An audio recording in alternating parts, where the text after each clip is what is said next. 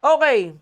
Isa sa pinaka-excited na phone ako ngayon box dito sa First Look Tech is itong phone na to. Since ito yung kategorya natin na pinakamurang 5G phone ngayon 2026 dahil nabili ko lang naman itong phone na to for the price of 6,000 plus pesos and yet naka 5G na siya plus meron na siyang 256GB configuration pagdating sa storage niya at yung phone na yan itong ating Redmi 15C 5G. And ilang beses ko na rin talaga na point out na napakasulit ang device na to lalo na nung nabili ko siya ng 7.7 sa presyo na yan. And look at that specs, meron na po tayo diyang 6,000 mAh battery capacity and gusto ko lang i-take note na isa tong budget po. Kaya kung interesado ka at naghahanap ka ngayon ng isang sulit na 5G phone, I think ito na yon. Kaya samahan mo akong i-unbox at pag-usapan yung mga pwede nating asahan sa bad boy na to. Kung interesado ka, tara, pag-usapan natin. So bana, para sa mga hindi pa nakakalam, welcome nga pala dito sa Paraco's First Look Tech. Dito kami nag-upload ng mga first impression unboxing para sa mga device na i-cover natin sa main channel.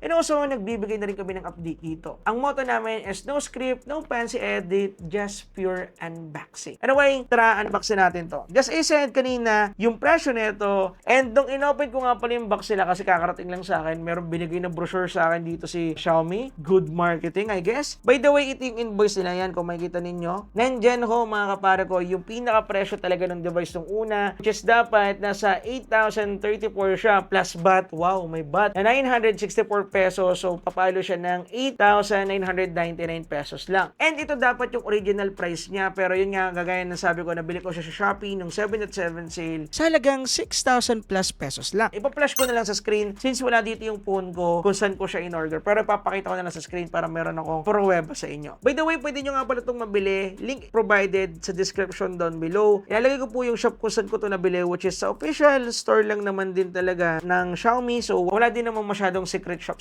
dito. Just yun lang. Okay, tinanggalan natin yung cover and then openan natin to. Yun. Unang-una agad nating makikita dito is yung ating Redmi 15C 5G. Yan, nandito yung full specification niya. At meron na tayo diyang Dimensity 8300 5G chipset na naging reason ko bakit naging 5G ready na tong phone na to. And then, meron din tayo dito 6,000 mAh battery. Meron na rin tayo dito 50 megapixel camera. And also, meron na rin tayo dito 33 watts fast charging support. And malaking display which is 6.9 inch. Anyway, tingnan muna natin lahat. Okay, tanggalin ko lang yung sticker sa likod. At ito yung design niya. Actually, super plain. Okay naman sa akin kung okay yung tatanungin. Since ang elegant tingnan kapag plain or walang masyadong abubot na nakalagay. Siguro yung mga nakikita lang natin dito is yung mga licensing natin, Redmi branding, and that's it. And yeah, pagdating sa kanyang camera bump, hindi naman talaga yan glass. Plastic pa rin yan. Medyo okay na camera plato kung ako yung tatanungin. And that's it. Sa design part, pasado. And isa rin sa pinaka napansin ko kahit na malaki yung phone na to, ang gaan niya actually. If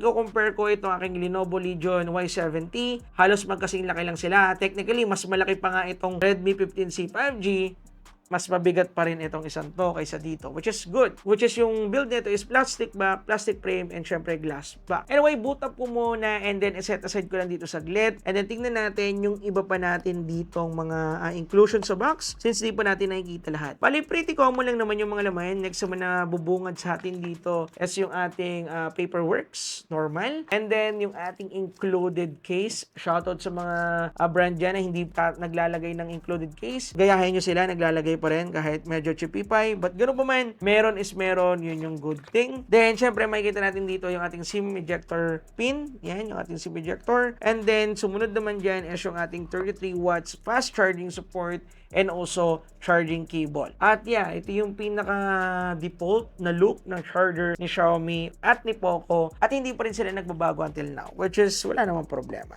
And yun lang naman lahat ng laman sa box. So wala namang masyadong importante or wala namang masyadong bago. Yun pa rin naman. Siya lang naman yung nagbago. Anyway, and the boot up ko na yung mismong unit and syempre Hyper OS yung operating system na to. And alam ko na agad yung una ninyong makikita or iisipin, naka-teardrop notch tayo dito. Which is actually, ito talaga yung pinaka-cons niya dito. Oo, malaki yung screen niya pero kung titingnan natin, medyo makapal-kapal yung bezels nito. Pero kung ako lang naman, okay, yung tatanungin para sa 6,000 pesos plus na device, para sa akin, okay na to dahil naka 256GB naman siya eh. Siguro kung 128 to, medyo tataas ako ng kilay. Though yun nga, medyo nakakairita lang or sabihin nating outdated yung design ng teardrop notch unlike sa mga naka-punch hole camera. Pero just as I said, para sa value or presyo niya nung nabili natin siya, for me, good siya dahil okay yung storage. Pangalawa, okay din yung presyo. At the end of the day, yun naman talaga. And syempre, hindi lang yan yung pinakabentahan niya. Just as I said kanina, meron tong 5G support. So para sa mga tao dyan na halimbawa lalamove riders out there na papunta dito, papunta doon. By the way, shoutout nga pala sa mga kumukuha ng unit ko dito. Once na pinapadala ko yan dyan sa mga kaibigan natin. And also, kapag nag-aabil ako ng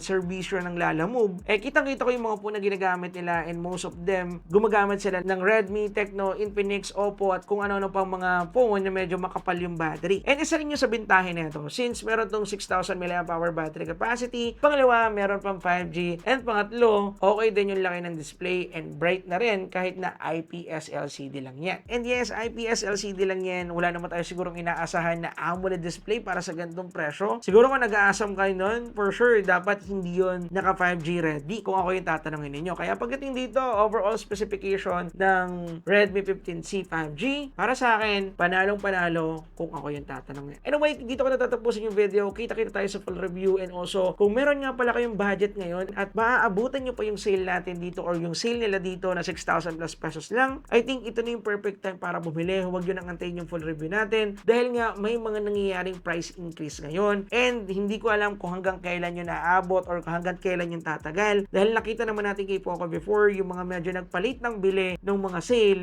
wala nang pagkakataon ulit bumili sa same price na pwede nating mabili ng 13,000, 15,000 yung X7 Pro that time. Ngayon, nasa 21,000 plus na siya at kung bababa man, 18,000, 19,000 pesos. So, medyo malaki na. Kaya gusto ko lang bigyan ng diin tong part na to. So, para sa mga tao na meron ng budget, I think kahit din nyo naantayin yung full review natin dito, masasuggest ko na agad siya dito pa lang sa video na to. So, ilalagay ko po yung link dyan sa description down below kung gusto nyo i-check or kung gusto nyo na mag-check out. Anyway, subscribe sa main channel and also dito sa second channel. Marami kami mga pag-giveaway na hinahanda. Abang-abang kayo dyan. And I hope kasama kayo sa mga manalo. Kaya make sure na nakaklik yung notification bell kapag sumali kayo sa giveaway. Yun lang. Peace.